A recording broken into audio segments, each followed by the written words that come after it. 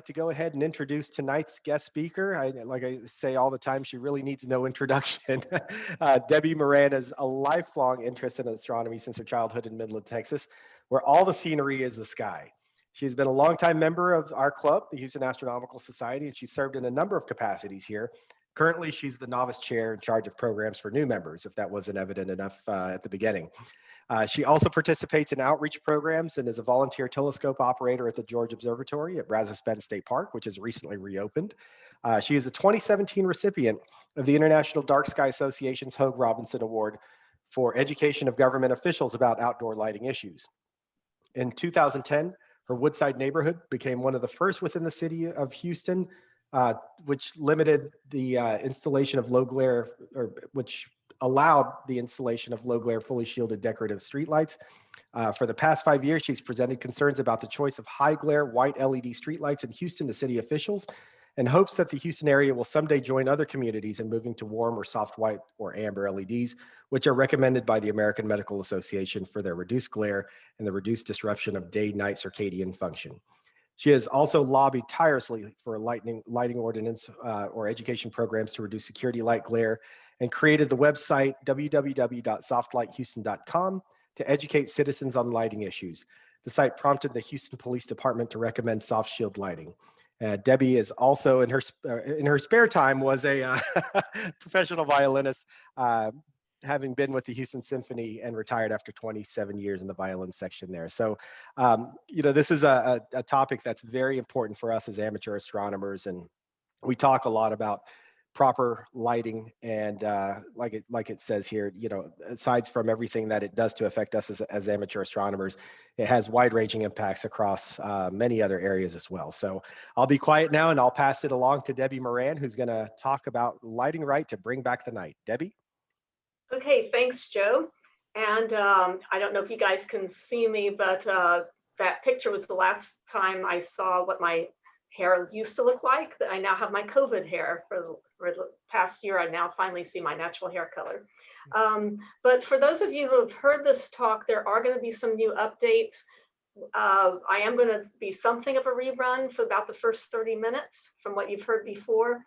We have a lot of new members, but we do have some recent updates that we need to discuss. So without further ado, I'm going to go ahead and share my screen. And Debbie, while you're bringing that up, I figured this would be a good time to remind everybody that if you have questions for Debbie throughout the conversation tonight, please feel free to use the chat function within Zoom itself. Ask your questions there. I'll keep a running tally of those, and when we get to the end of the presentation, I'll call on you so you could ask those questions to Debbie. Okay, and hopefully the gray stripe at the top will disappear if that's still there. So I like to call my talks Light Right to Bring Back the Night, because we are in a large city.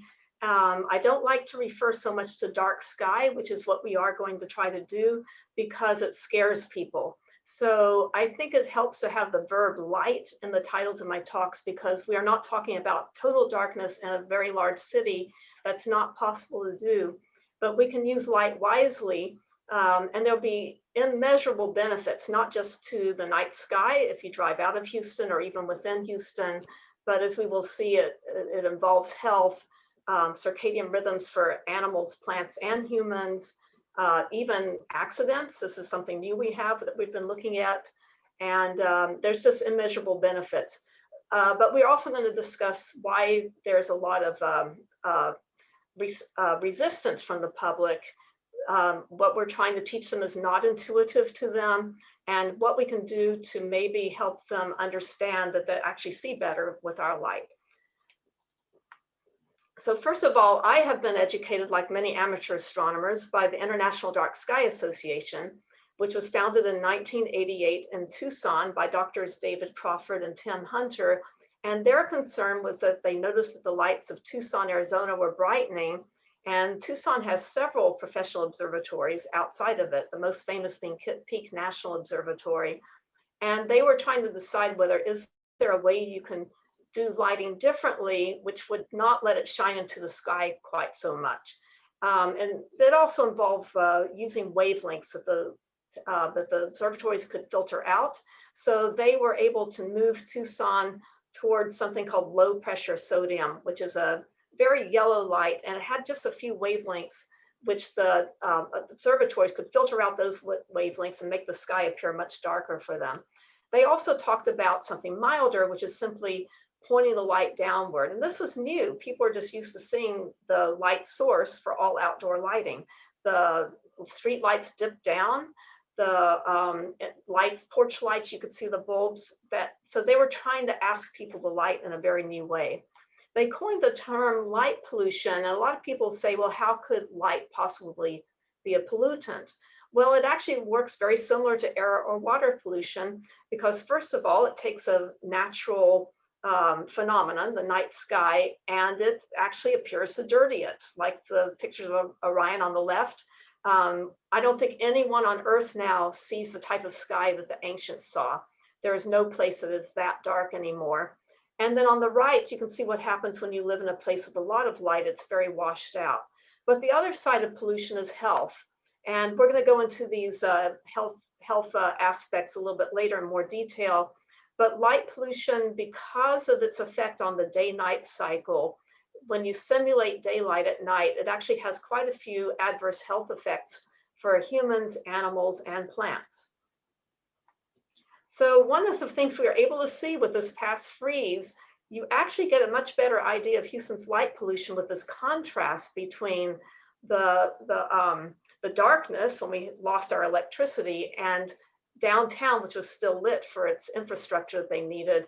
And as you can see, there's quite a bit of sky glow going upward and quite a bit of light there that has nothing to do with going downward.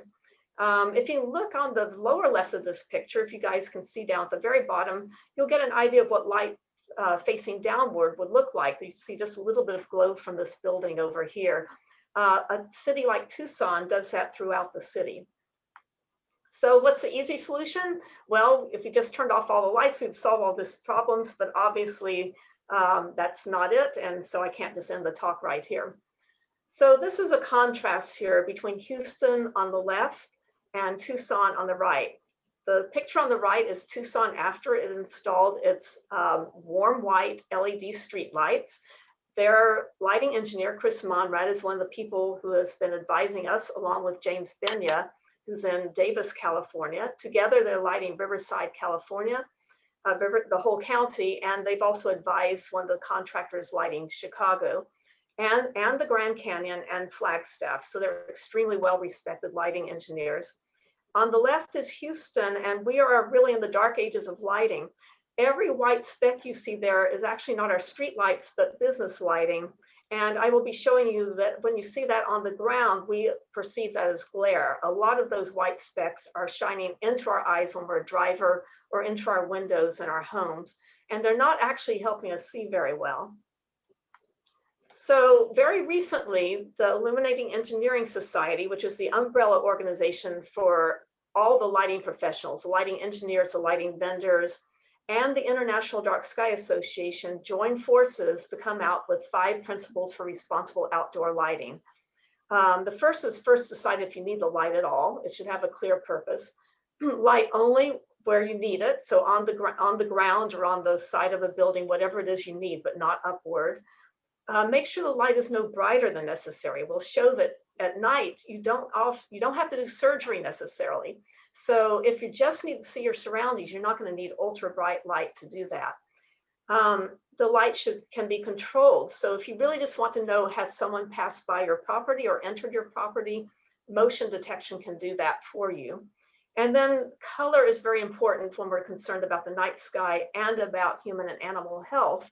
And we'll explain that a little bit later, but what we want is the warmest color that is feasible and will do the job. And I'm going to discuss that a little bit later. There are some trade-offs with cost, especially in street lighting, and with ideal for the sky and with visibility. But there's lots of compromises one can make so that we can have everything we need for our purposes and have a sky also. So this is an older picture out of England, but it shows the general principle. In the top is some old high pressure sodium lighting. That's the one that has the amber color. And over here, the broad expanse you see is not a street, it's the beach. On the bottom, they have converted all that lighting to what we called full cutoff at the time, or no uplight. So now you see very clearly the buildings, the road that runs alongside the buildings is clearly lit. But if someone wants to go out to the beach, if the animals want to hang out on the beach, they can actually have some idea of nighttime. So here we have the lighting where we need it, but not where we don't need it. Also, look at the difference in the sky. And one other thing I haven't pointed out with this picture before, because it speaks to the difficulties we have in places like Houston, and that is that some places have actually never seen a good lighting system.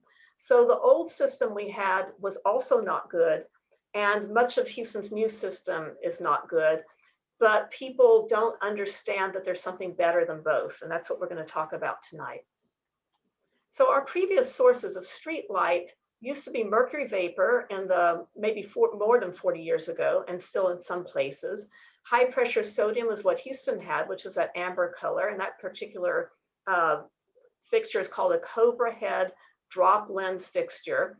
And then there's the metal halide. So drop lens means that the globe of the light hangs below the housing, and that allows it to go sideways and upward as well as downward. Then the new kid on the block came along called LED.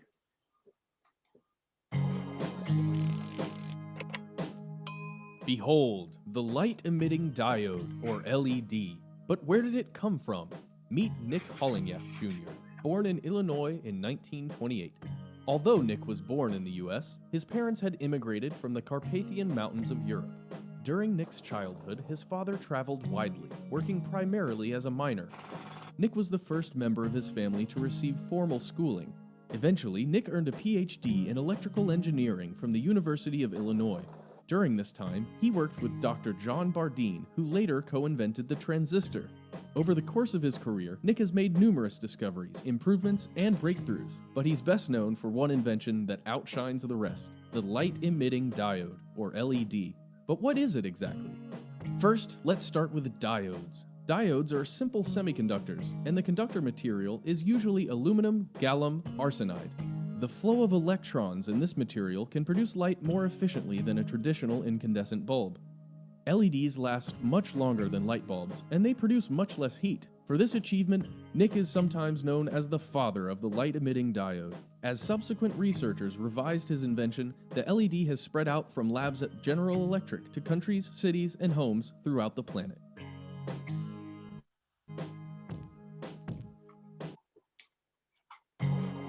So what are the characteristics of LED light? This light is very different from anything we've had in the past. For one, it's more of a point source. So LEDs are highly directional. You'll notice if you've seen LED flashlights that they use a lot of small lights. And then the light spread can be directed individually LED by LED. Because they're highly directional, if they're pointed towards you and they have no diffuser over the LEDs, they can be extremely intensely high glare. The white colors that they're frequently made in have a lot of blue in them to make that white. And that's going to turn out to be a problem for us for the night sky and for our health when used at night, which I'll explain later. But they are available in many different colors. They go down to ambers or reds. The good thing for street lighting or for your home lighting is that they are instant on. They don't take a while to warm up and brighten.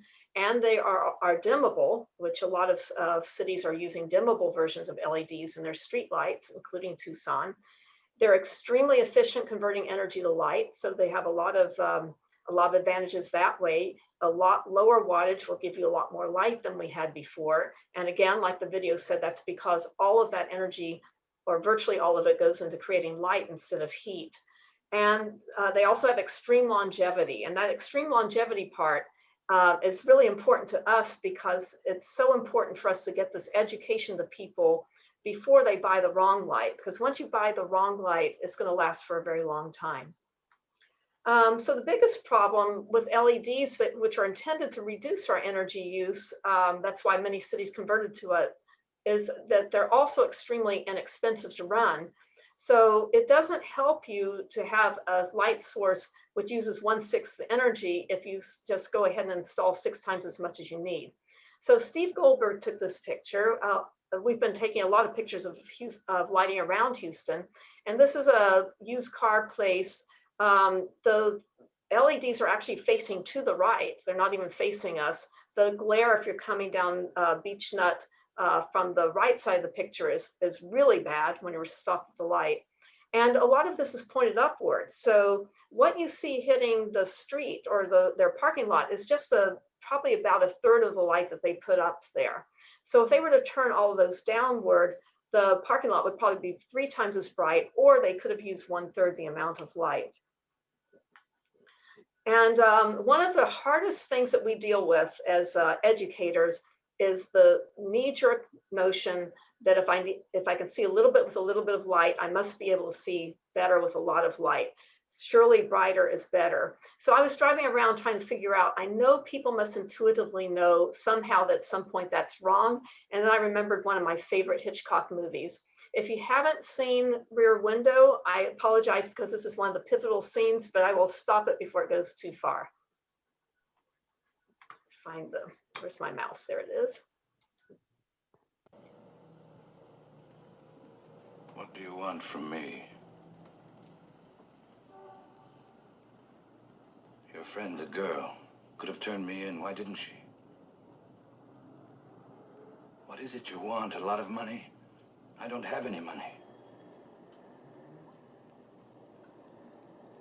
Say something. Say something. Tell me what you want. Can you get me that ring back? No, Tell her to bring it back. I can't. The police have it by now.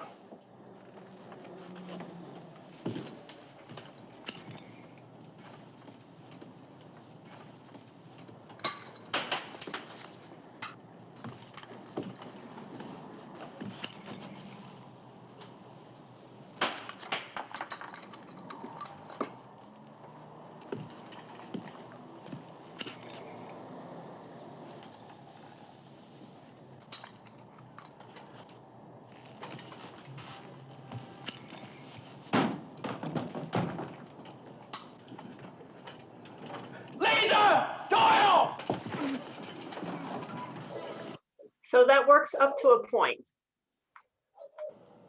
So what's the thing with LEDs is they can have almost that flash bulb-like experience, like I had on my DoubleTree room in Dallas on the left, and I had 2 of those lights pointed at my 7th floor window. Or they could, because they're directional, they can also solve the problem. On the right is my hotel room in central Geneva, Switzerland, right across from the train station. I didn't even know there was a lit up town square until I opened my drapes. So one of the problems, which we'll talk about later, with having light on your window like on the left, is that ordinary blackout shades don't help, because that kind of light goes around the edges and the brightness and the color can still keep you up at night. I actually did have some problems sleeping that night. This is the Geneva Square downstairs. I got my jeans back on again and went downstairs to see what it looks like. And what I want to point out here is that my building was on the left. Notice that all of the light is only 1 story. It goes all down and there's only darkness on the buildings. And that's because downtown Geneva was so efficiently lit. There was no light splatting anywhere. Yet you see absolutely edge to edge with not one shadow. The visibility is excellent. And that was true. If you look to the left, you would see people in cafes.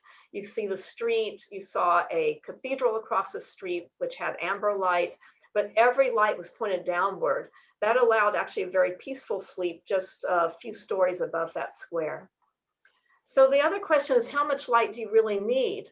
It turns out it's not that much. Your eye, as the light dims, the eye's ability to see the resultant light actually increases, because as the glare or the contrast with the dark background goes down, your eye can perceive the light on the street better. So to give you a number for that, one lighting engineer said that if you dim a light 50%, your eye will perceive the light as 70% as bright. So you have to decide, why do you need the light? Do you really need to do surgery under it? Or do you just need to be able to walk to your car and see if there's other people around? So you can see that even at 20%, this light would allow you to be well aware of your surroundings. So because of the overlighting, 80% of the world's population can no longer see the Milky Way from their home, and it's getting worse. A lot of it's because LED is misused. So light pollution is now increasing about 2% a year. And it's really hard to hold back this tide of bright light, partly because LED is so bright and because it's so cheap and easy to put in. So at night, brighter is not better. Why? So what's the physiology behind that? Well, the human eye has an astonishing dynamic range of practically 1 to 1 billion. So we can see a really bright sunny day. And after a while, we can see a really dark sky filled with thousands of stars. But the problem is we can't see that all at once. So what happens is your eye adjusts to the brightest thing in its field.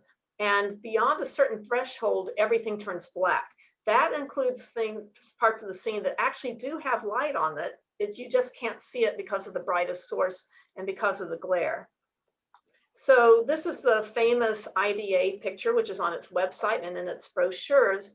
In both of these pictures, the man is standing at the gate, but you cannot see him until you use your hand to block the light. So this is not a matter of your pupil dilating or being shrunk down. You have to wait 30 minutes to see the man.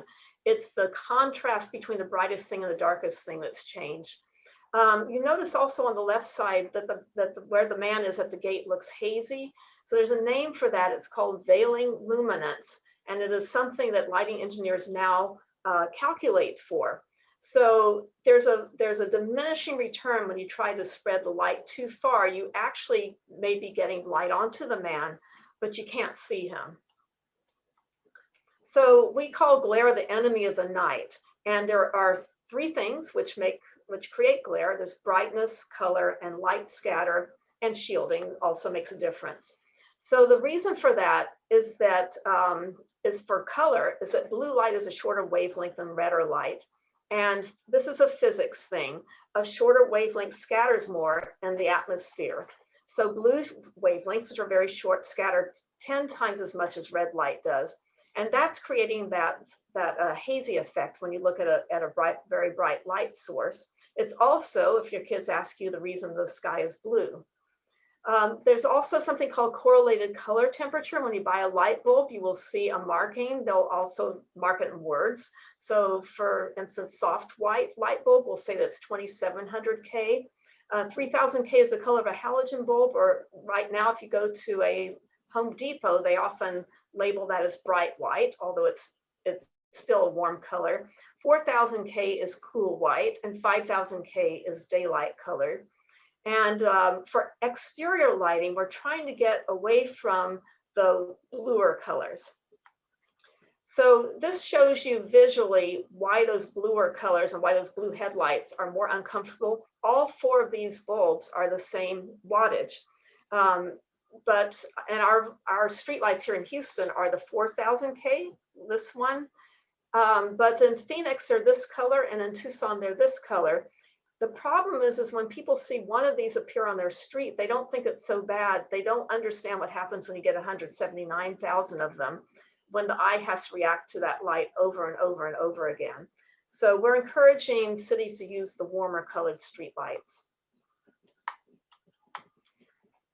And this explains some of the physiology here too. This was the very first picture I could find when I was going to city council. It's a street in Germany. I want you to notice that the poles are exactly the same, and that if anything, it looks like the light should be less spread out on the right because you don't see the sides of the light bulbs. You only see them on the left side. But notice that the way the eye reacts to that light is completely different. So on the left side, and this is our problem with educating the public, the light is very clean and clear directly under the street light. So that's what everybody focuses on, is what they can see. They don't understand that those black stripes and the blackness on the sides are the way your eye is reacting to that glare. So if you cut the glare, like on the right side, that's actually an early warm LED streetlight retrofit. And you actually try not to spread it so far that you see the sides of the bulb. You see the street is more even looking. And Jim King, who's here with us, this is absolutely genius. He and Steve and Amelia Goldberg, after an outreach at an area school, decided to make this video. And so all the millions of words I can give you tonight are going to be in 20 seconds in this video. When I start it, you'll see that the pedestrian over here, that's Amelia, is about to walk from left to right. And notice what happens when she gets in front of the white lights. By the way, that's not two lights, that's only one. The second one is the reflection in the adjacent building. Here she goes. Okay. Ooh, it says recording, I guess.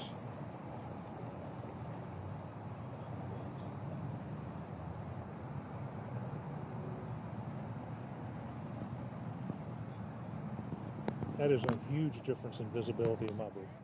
So actually, this illustrates why the Illuminating Engineering Society has decided that if you're choosing between absolute uniformity, which might involve spreading light more, and glare, they're now saying don't choose the glare. So they're now advising in their new guidelines for lighting for pedestrians, it's actually better to have the pedestrian alternate between being a silhouette, like Amelia looked like on the left and the right, and then sometimes having light directly on them, than to try to spread the light too far and have the glare. So I would recommend, if you do have a neighbor that's shining a light at you, this video, which is on our website, softlighthouston.com, is just a really great one to help them understand that they're not actually helping people see their house as they pass by. So the other problem is light health and the environment. The human body evolved under a natural environment in which the light became redder as night fell. So the sun reddens when it sets. At night, we're using firelight. And because of that, our wake-sleep cycle is regulated by a hormone called melatonin.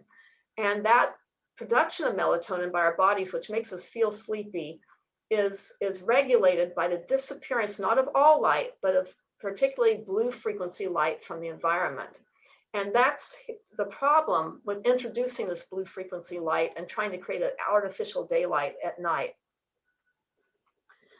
Now, so our street lights happen to peak or have a very strong peak in this area where the melatonin is most strongly suppressed. Now, there are other uses of melatonin besides helping us sleep. It's also an antioxidant, and there's a number of cancers that grow more slowly with melatonin, which I will get to later. And it's not the same thing as moonlight. They have a similar CCT, or they have a similar temperature rating, but their composition is different. So moonlight is actually a very white sunlight reflected off of a warmer surface back to us. It's taking out some of the blue. And LED street light, the color we have in Houston, has a very strong spike. It's about 30% of its light is in the blue part of the spectrum, which prevents us from making melatonin. So if you have one of those outside your bedroom, you want to try to block that out with a blackout curtain. It's also much brighter than moonlight. So a full moon is about 30 times fainter than an LED street light, and a crescent moon or no moon, of course, can get to thousands of times fainter. Now, the health problems that can develop are more interrupted sleep. Your sleep might be a little bit shorter if you're trying to deal with this daylight color outside your bedroom. Diabetes, and then when you have a short sleep, that leads indirectly to diabetes, weight gain, depression, some heart disease possibly.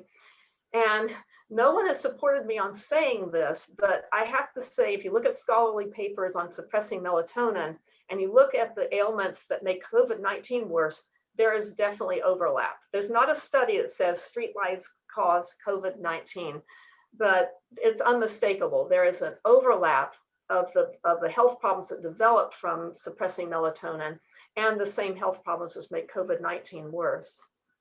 So because of this, the American Medical Association came out with a paper in 2016 recommending that streetlights be no bluer than 3000 K. Shielded and no brighter than necessary. And that wasn't just because of the melatonin problem, it's also the glare problems. Your eye is not struggling with the glare nearly as much if you have a warmer white down to amber color at night.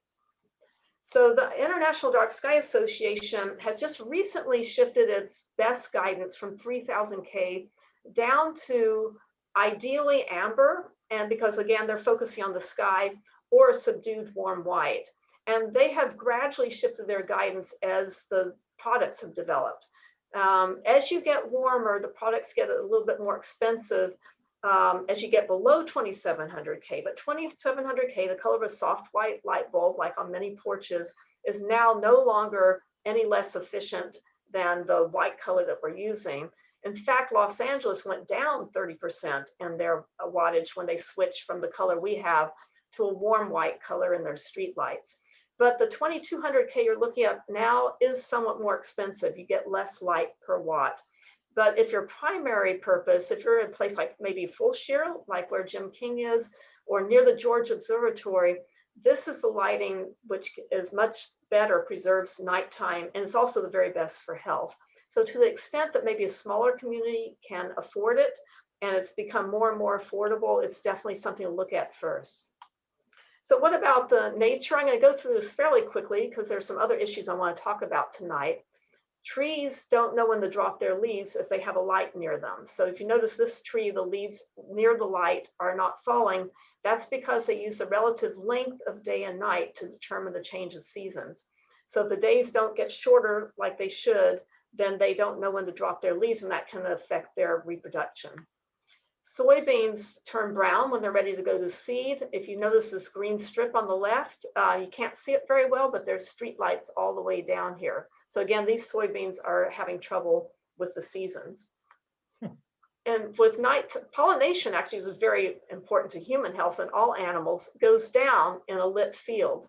So they found 62% fewer nighttime pollinators in this lit field versus a similarly unlit field. Sea turtles are the poster child of the animal world that really has trouble with artificial light. After they hatch, they are supposed to head directly for the ocean, and they have normally in the past used either reflected moon or sunlight in the waves, or even starlight to get there. But if they're on a beach where there's some artificial light, they often go the wrong way and die, either predators. They must get to that ocean very soon before a predator gets to them. So these are sea turtle tracks where they couldn't find their way. They were very confused by the light. There are lights now made for sea turtle areas, and this particular one actually has two colors. This amber light will not bother them. They will find their way to the ocean. And this one, if they want to go to a warmer light later on, then they can do that when it's not sea turtle hatching season. But again, for us, we astronomers, the more amber, the better. Fireflies are greatly diminished because they use distinctive signals to flash their partners, and those signals cannot be seen as well in light polluted areas. Migratory birds, and we're coming up on migratory bird season right now. In fact, I just saw an article in Chronicle today that the Orioles are coming through, Baltimore Orioles. And Houston and Dallas and Chicago are the biggest migratory bird killers because we are huge light polluted cities that are on their routes.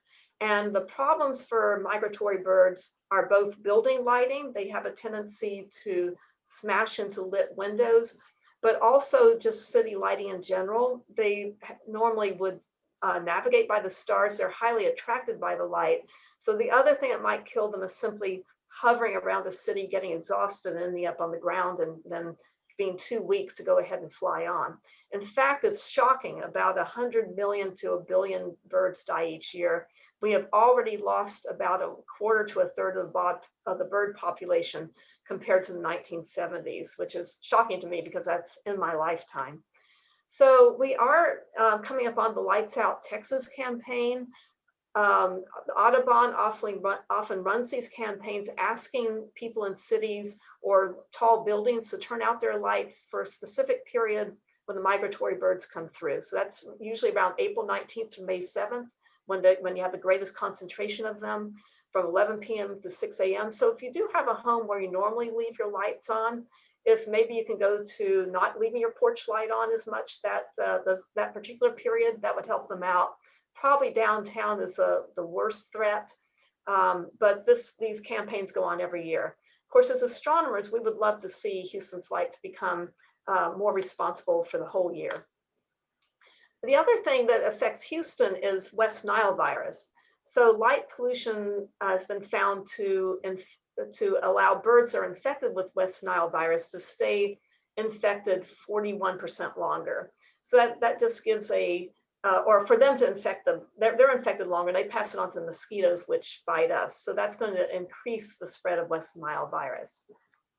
There's also bats can be affected. So there's a few places that actually have red street lights. If the street lights act as a barrier for certain species of bats, some bats actually find they can feed very well under white light because all the bugs are attracted, and other bats are badly affected.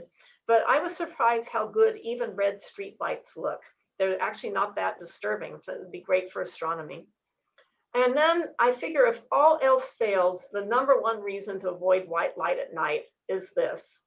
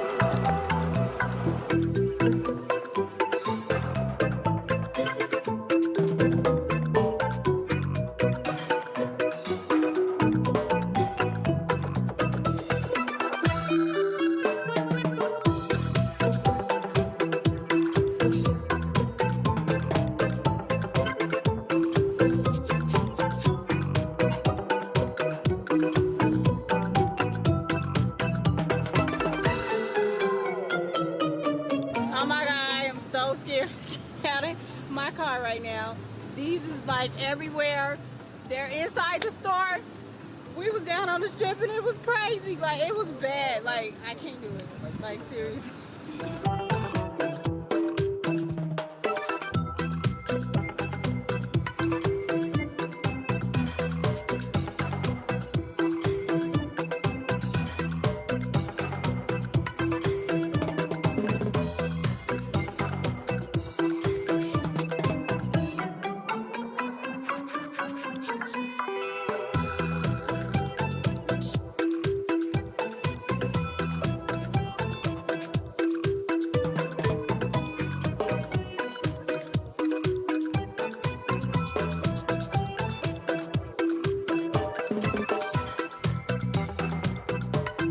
Yeah, it's affecting the business, man, because a lot of people don't pull up here and get gas, you know. Well, I'm going to stop it there. I wanted to run through the point where you can see people are losing little business if they had white canopies. This is one of the two videos I was able to find. This is the more fun one that actually talks about the comparison to color of light and its attractiveness to the grasshoppers. 46 million grasshoppers descended on Las Vegas. That's in 2019. And one of the things I wondered, since I heard entomologists say they're more attracted to the white than to the amber or warmer light, I wondered if any of the zillions of amateur videos had caught two lights side by side. For 2 seconds, one woman panned up, and this is what she got.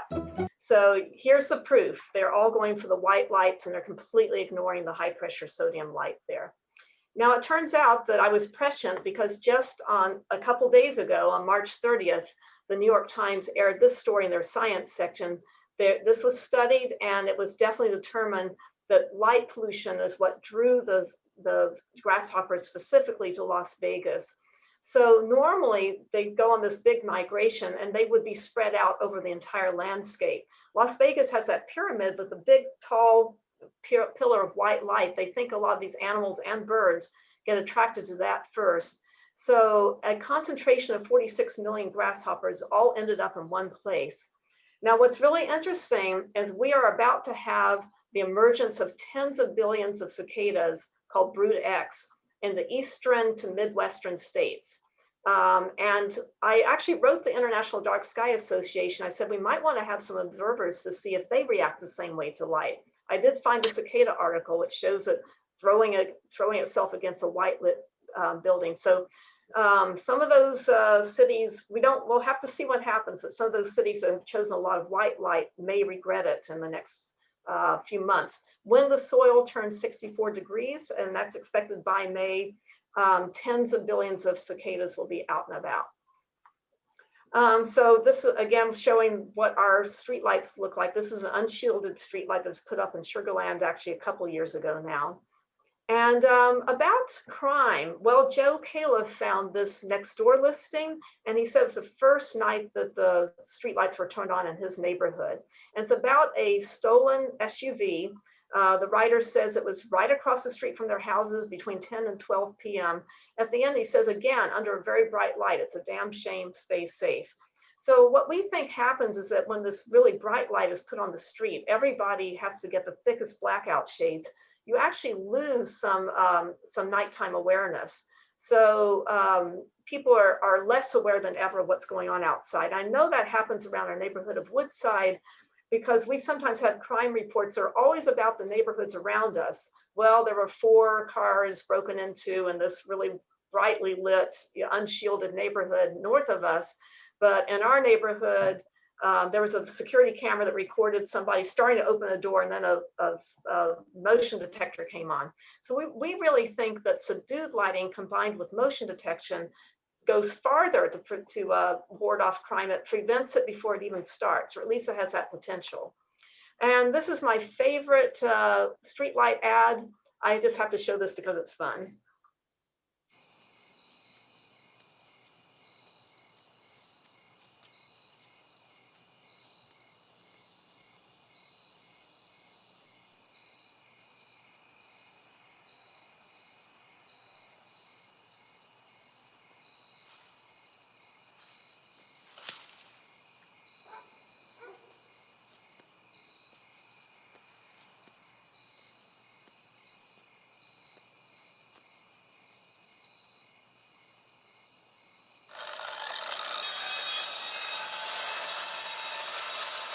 This is the Cree RSW LED streetlight. Energy cost savings your city needs, with warm color temperatures and low glare your citizens want. Utilizing Cree's patented WaveMax technology, it directs light where it's needed and away from people's bedrooms. The groundbreaking, nobody will want to saw it down, Cree RSW streetlight. So there's actually been a change of thinking. The Cree RSW was one of the first warmer colored LED streetlights that came out. And in the recent new roadway guidelines by the Illuminating Engineering Society, which Chris Monrad encouraged me to buy, they're fairly expensive. You have to buy a membership and the guidelines. But chapter 2 talks about how the eye works. And one of the reasons that cities put in the wider streetlights for so long is they were using a different spectral sensitivity curve. So you see on this graph, there's 2 curves, and it's where the eye sees best and under certain conditions. So the curve on the left, called the scotopic curve, is for the dark adapted eye when it's using mostly rods, like when we're doing astronomy out at the dark site, and we're really not using our cones at all. In that range, when the eye is used that way, it actually does see the blue or white light as brightest. But they now realize that under street lighting, you still see colors. You're still using the cones in your eyes. When you're seeing color and using the cones, you're actually most sensitive in the warmer white part of the spectrum. So what cities used to think is that if I use the blue or white, I get the most light per watt that the eye can see. And now that's not even necessarily true. So that's part of the explanation for why Los Angeles was able to lower its wattage. Besides the lowering of the glare, there's also that you actually see the warmer white a little bit better. Now I'm going to go through these fairly quickly. Steve Goldberg and I have been on a project of photographing fatal auto pedestrian sites, because 2 of them that I'm going to show you were 5 minutes away from my house, and I actually went out there that night. On the right side, you see what a dark sky city looks like. That's Tucson. There's absolutely no glare, and you actually have far better visibility than Houston has. Houston has a certain degree of visibility calculated on its streets, but we have no regulation of our lighting. So I noticed when I went to the scene on the left, there were a lot of police cars there. And at the point where I could get to a police car, I gave them our website and I pointed at this light that's in the background. It actually looks more gentle than it did in person. And what I noticed is that security light, the Phillips 66, which is pointed outward, is highly directional. So where I was standing about 2 blocks away, it really hit me hard. I drove by there in a car, and it hit me pretty hard about 2 blocks back. But this truck driver, and he was drunk, but the truck driver ran off the road about 1 block back from that corner. Now, you'll notice that actually there is or you probably don't notice, there is a bus stop sign here. So this is, and we are finding a lot of situations in Houston that I think are crazy, where you have bus stops where there's going to be pedestrian traffic, and then you have security lighting behind it, which is making it at best a little difficult to see a pedestrian. The pedestrian might be making a mistake, but the driver is losing the ability to see them, even if they do make a mistake. In this particular accident, it was not the pedestrian making a mistake. It was a mobility scooter crossing the small street, that's Bel Air and Atwell, and the driver ran onto the sidewalk and went really straight toward that light. And so what he would have seen at truck height, I couldn't actually get into the middle of the street to show it because it was too dangerous to do that. We're on the sidewalk taking that picture. At truck height, about that point where he ran off the road, you get the maximum glare from that street light. And if you're drunk, that's going to really confuse you. Another one, really just like a half block from there, is on the left. And I went to that scene also. And what I noticed was that the police tape ran from this phone store to the 99-cent store. And this is a horrific accident. The reason I went there is that it was a dragging death with a very large Expedition, black SUV. The Expedition rode off, but every single witness in the news said it did not appear to be intentional. So I don't really know what happened, but my guess is that it's possible to turn right at that phone store. My guess is possibly that it looks like it's possible for someone to come from the phone store and go on that narrow strip and hit somebody and be temporarily blinded or at least distracted. You can also be distracted by light, where it's possible to see the pedestrian, but you're just not focusing on them. So again, I don't think this kind of lighting at eye level with mixing with drivers is a good idea. On the right side, I just pulled that from a news program. The car was coming from the right going this way, and these lights would have been pointed very much at the driver, similarly to the first accident I showed you.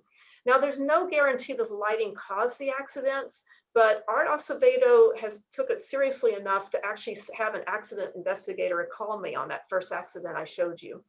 And he didn't believe me. He said, well, the driver was drunk. So I finally showed him Jim King's and Amelia and Steve Goldberg's disappearing pedestrian. And he was stunned. He's like, okay, now I get it. So thanks, Jim and Steve and Amelia. Another accident site that Steve and I photographed. This is Steve's picture again on the left.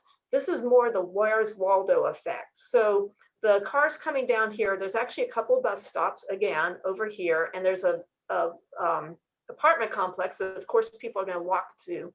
And this was a critical condition one where the person's coming northbound and hit. Now these lights are hitting him from the side. Probably this apartment complex recently spent thousands of dollars on 100 LED wall packs that are unshielded, and this thing goes on for 3 blocks. And the problem is a Where's Waldo effect. It's light clutter. So you might be able to see the pedestrian, but you may not notice him or be able to pick him out of all that clutter.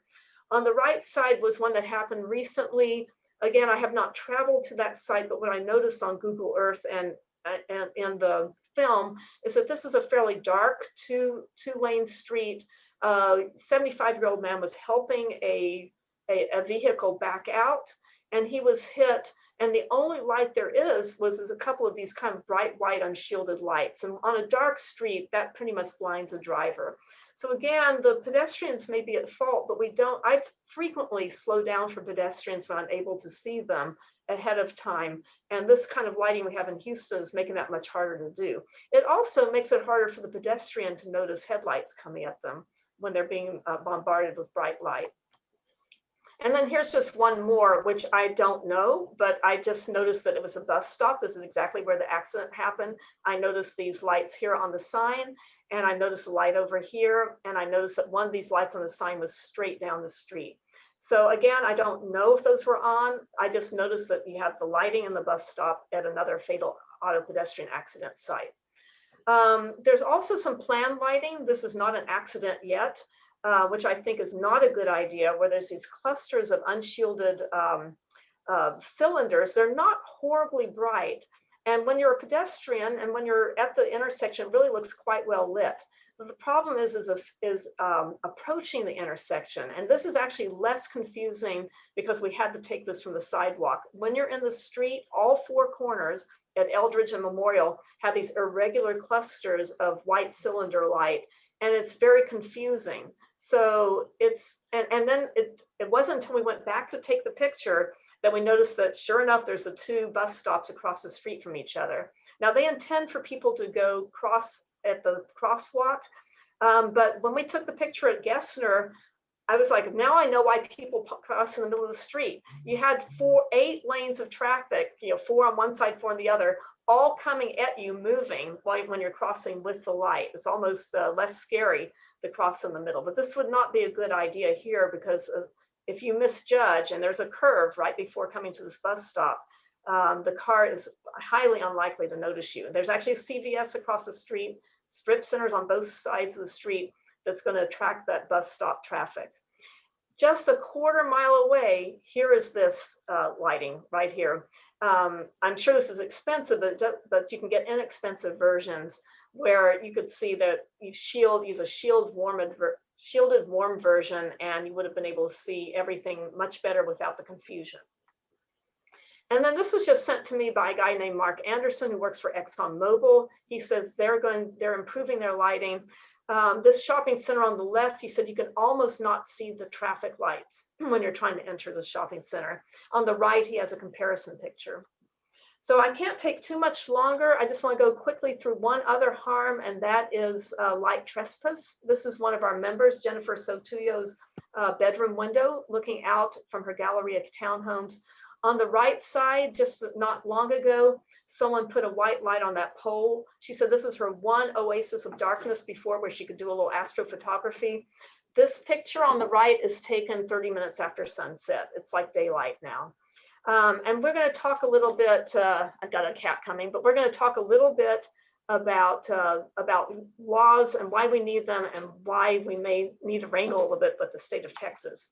Now, this I have not shown you before. I noticed this story about 2 years ago, and I want you to watch it. And I called the lawyer involved in this story to ask him a little bit about the psychology.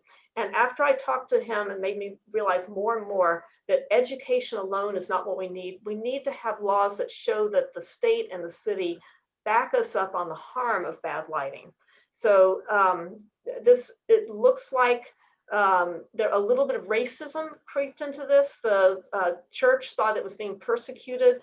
And I will explain to you why they had those thoughts and why a law would really help us. A church in Manville claims it's been targeted by the city, hit with code violations. The pastor of the church was cited for very bright parking lot lights. Matt Doherty's here to explain. Hey, Matt. Hey, Ron. Yeah, last week a jury found that pastor not guilty. He told us after service today he's had enough and he won't be quiet anymore.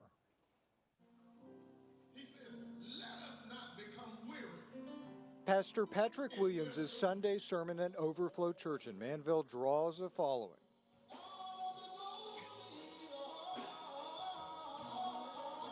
The congregation has grown, and so have the facilities, which were expanded and rebuilt after Hurricane Harvey. In the parking lot are street lights, keeping the thieves and vandals at bay during the night. But for one neighbor, they became a nuisance. These photos given to us by the city of Manville show the church lights from the woman's home. She didn't want to talk with us on camera, but says they're like floodlights coming in through the window of her bedroom. The church adjusted the lights after her initial complaint to the city, but a short time later, the fire marshal was at the church again. He came, saw that the lights had been adjusted, acknowledged that they had been adjusted, and then 3 months later had these charges filed against Pastor Williams. According to municipal court records, Pastor Williams received this letter from the city stating he'd been charged with a Class B misdemeanor for a code violation. It states Overflow Church allowed the parking lot lights to shine off property. Following his day-long trial last week, jurors found the pastor not guilty. We came back over here maybe a few hours later, and the harassment started all over again. And so we just got to the point to where we're not dealing with it anymore. Our lawyer is prepared and ready to go to war, to fight, and whatever we have to do in order to make this thing stop. We're at that place to where we're going to do that. The city says the lights continue to shine into the complaining neighbor's home, and they're still trying to resolve the problem. But the pastor fears he's become a target and thinks there could be more problems in the future. From Manville, standing for Houston, Matt Doherty, KHU 11 News. Okay, so so the problem we have is education, and people are even afraid to talk to a neighbor when you don't have a law behind you. One of the reasons this pastor felt persecuted was there are other lights like that in Manville. I had a job down there soon after that and was able to see the church's lights. I don't know what adjustment they made, but they were still pointed outward, and they were maybe a little bit more of an angle to this woman's house, but they were still lighting the entire side of her house. She's only about 100 or 200 feet away from that church. And we were getting glare driving there a half mile away. It was really hitting us, so you can imagine. So they definitely didn't point them all the way down. Now, I wrote 4 journalists, all of whom were sympathetic to the church. And Chris Bell, the lawyer at the time, he's the well-known progressive politician also, and the church pastors, to explain how distressing that is to her and how easy it is for them to turn them down. They would actually probably find that they probably had 6 to 8 times as much light as necessary. Maybe that's one of the reasons they didn't want to turn it down. I don't know. But the pastor's position was that there's other lighting like that. There was not a lighting ordinance. So he felt like, why it must be because we're a Black church that they're going after us trying to protect our property and not anybody else. This is why education alone doesn't do. I mean, sometimes you can talk to a neighbor, but people get very, very emotional if they don't know there are alternatives to protecting themselves about lighting. They think, well, all you have to do is just put up a shade on your bedroom, right? I mean, why should my light matter? Now, I'm going to talk about, let me see if I can advance. A church in Manville claims it's been So I'm going to talk a little bit about some Texas state laws, one of which I didn't even know about until I got on this IDA Texas group. We are already prevented from regulating any building lighting. So there's a law in place called HB 2439, which says that you must be an existing IDA dark sky community. There's about 4 in Central Texas, and it protects the McDonald Observatory, military installation near San Antonio. The George Observatory can maintain its current ordinance, which covers about 5 miles. But unless you're a dark sky community already, you cannot regulate any lighting that's attached to a building. There's plenty of lighting pointed outward attached to a building. This is requested by the Association of Texas Builders. They're trying to do a fix now, but the fixes are very narrow. So coming up in this session is House Bill 298 and Senate Bill 1090. And they have a minor fix. They say if you're applying to be an IDA dark sky community and you're in the process of trying to go that direction, then you can also you can make rules for building lighting. But they also have grandfather clauses. So as I told you, an existing light, which is as bad as that woman was facing, that has a 10 to 15 year lifetime, or as bad as what Jennifer Sotillo is facing, you wouldn't be able to do anything legally about it for 10 to 15 years, unless it's in a parking lot. I think they did say that the builder's lawyers said that you are allowed to do anything that's not attached to a building. They just don't want to worry about ordinances when they build new buildings. There's also a really narrowly written one for Montgomery County that accepts counties with fewer than 75,000 people bordered by 3 counties with more than 450,000. Well, we know that covers Montgomery County, and I'm not quite sure who else. None of these bills would allow Houston to regulate lighting. We were about to, that means future building codes can't say anything about shielding lighting if it's attached to a building, if I understand this correctly. And I have had some conversations with Ned Munoz of the Association of Texas Builders.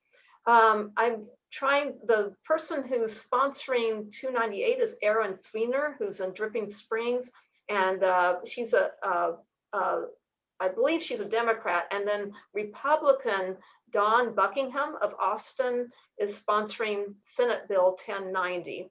And Jim King and I are trying, and Steve Goldberg and I are trying to get a meeting with his very conservative Senator, Gary Gates, and we believe he's the person to talk to because he owns low-income apartment buildings. That's part of the issue, is they want to do low-income lighting. And we've found some very low-cost lighting that would apply very well to low-income apartments. So this just went up in my neighborhood near my favorite barbecue place. I just want to quickly show you, this is what's coming into the barbecue shop windows now. This is how it's affecting. All of a sudden you have this glare coming into this cul-de-sac. It's actually overshooting. So we're going to try to talk to those guys on Monday. But, this is the kind of lighting we had in Woodside until they just switched to LED. I also wanted to talk a little bit about the aesthetics. There's also the beauty of the city. So I have a couple of aesthetic slides for those of you who are Stranger Things fans. These are the normal dimension on the left is lit in normal 1980s warm lighting. And Hollywood often uses whiter or bluer light to make you feel a sense of forbidding. So the upside down dimension definitely has this bluer light. For the baby boomers among us, there's the Hallmark Channel versus how the Addams Family is lit. And I just want to quickly go through some of the solutions. This street light is only 14 watts. It's the same height as my pole, which is 45 watts. It's the warm 2700K in Riverside County, California. This is a very useful slide I got off of a webinar, and it is a graph of lighting versus accident rates. And what it shows on the left is that from no light to a certain amount of light, you get a sharp drop in auto pedestrian accidents at night, and then it levels off. And apparently the point at which it levels off is not an excessive amount of light. It's actually a very moderate amount of light. After that, you're just paying for energy. You're just paying for electricity, and you're not. And then in some cases, on some side streets, it actually goes up again when you get too bright. So there's no benefit from going above the recommendation in RP 8-18 of the Eliminating Engineering Society. Again, I think I went over those 5 principles, and I just want to quickly show you before we wind up some good lighting in Houston. There's just a handful of examples. Some Shell stations use warm canopy lighting. This is some warm LED pedestrian lighting at Rice University, and you can look directly at the LEDs without any pain. This is the only pole mounting LED lighting that's warm colored I've seen in all of Houston. I was just driving by, and I noticed this beautiful golden glow among all the white glare on Westheimer. And I pulled in and I saw that it was new LED lighting. The photo at the right gives you a good idea of what it's like to actually stand under the LEDs and look up at them. So it's very gentle. You can see just fine that both the building and the parking lot have warm, shielded, gentle lighting. This is the kind of light that if all of Houston did it, could bring back a good part of the sky at the George Observatory. This is a retrofit that Steve Goldberg did to help the Westbury Community Garden. So this is the back of a Valero station and kind of convenience store. And they were getting, this is actually a little gentler because I wanted to show the visibility, but they were getting intense white glare. And what happens with a lot of these wall packs that are unshielded is when they're on, you see the wall packs and you don't see much else. We switched them with lights that are 1/3 the wattage, so this, or almost 1/3, 80 watts versus 32 watts. And this is what they look like on the ground. So very even light. On the side of the building, they still have their 280-watt lights, and we see a lot of redundancy. So there's absolutely no reason for these lights to exist. All they're doing is casting glare. They're lighting the exact same area that's already lit. We figured 2 of our 32-watt lights could replace all 4 of these lights. This is what our lights look like. Now, this is another problem. They've just been discontinued because for lack of interest. We actually got them on sale for $44. They're normally $60. There will be a successor light, which looks like wall pack, where the light's on the bottom instead of outward. And the new thing seems to be switchable colors. So there's some floodlights on the right and on the left, and there'll be new wall packs, which you can do in 3,000, 4,000, and 5,000 K.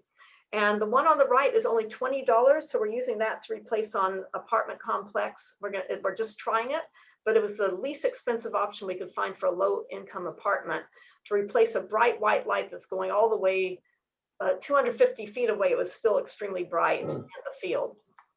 And this just shows that there's good options for sports fields. I'd say about 70% of Houston's bad lighting is actually on hinges, just like that church lighting. Bill Wren in West Texas get some businesses just to turn them downward. Same lights, no replacements. You just go up there and turn the hinges downward. I think 70% of Houston's lighting that's in a driver's eyes is a matter of taking a hinge and pushing it downward. And we mentioned that at our city council meeting in 2019. This is the IDA diagram. When you're choosing your own lighting, you just want to, the only difference on the left and the right is on the left, the bulbs are exposed. On the right, they're all hidden under some kind of shield.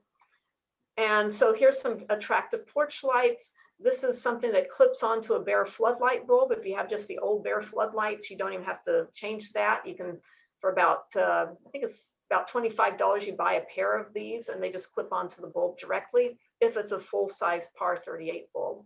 I use both of these lights. I have two different houses right now. I have a rental house using this one with warm dimmable LEDs up here. You can get this at Home Depot online. Unfortunately, you cannot walk into the store. And I use the one on this at the center of my current house. So a porch light that's unshielded, porch lights that are shielded. This is without the PAR shield and with the PAR shield. Same light, all of a sudden you can see everything behind it. Inside, if you're trying also to not suppress your melatonin, this is my favorite light bulb for certain uses. It's called the Philips scene switch. All you do is switch it on and off over and over again. You get daylight, warm white, and half bright amber. And you might be able to use that in certain porch lights too. You can redden your screen or yellow it, depending on which cell phone and computer you have. And what can you do? Well, I think our best evidence we have to show people is that the Houston Police Department, as Art Acevedo ordered the sentence, now says non-glare soft lighting and downward shielding is optimal. I think we may be the only people who know about that, but we now have a brochure that can be printed out and the link is on my website. And then we have the world's best lamp demonstration. So I cannot do that in video very well, but in the scenario at left, I have it at its brightest setting. I'm using the lamps on my face right now. And but if you were actually in an auditorium, what you would do is have someone hold up their hand to block the light. There's actually a lot more light behind that light than you can see. So, and they would actually, all the figure behind would spring out. Then I turn it downward and start turning it down, and to the warmest color. The scenario at the right is the dimmest setting. We have 7 brightness settings. The one on the left is the brightest, you see less. The one on the right is the dimmest and you see more. So if anyone wants to take a screenshot, if you're interested in any websites, my site, softlighthouston.com, is designed for the general public. I recommend going to the gallery page and the education page. A lot of the resources you saw tonight are on there. And the last thing, if you light, it's possible for a city to have plenty of light. Flagstaff is a city of over 100,000, and this is the sky 6 miles away.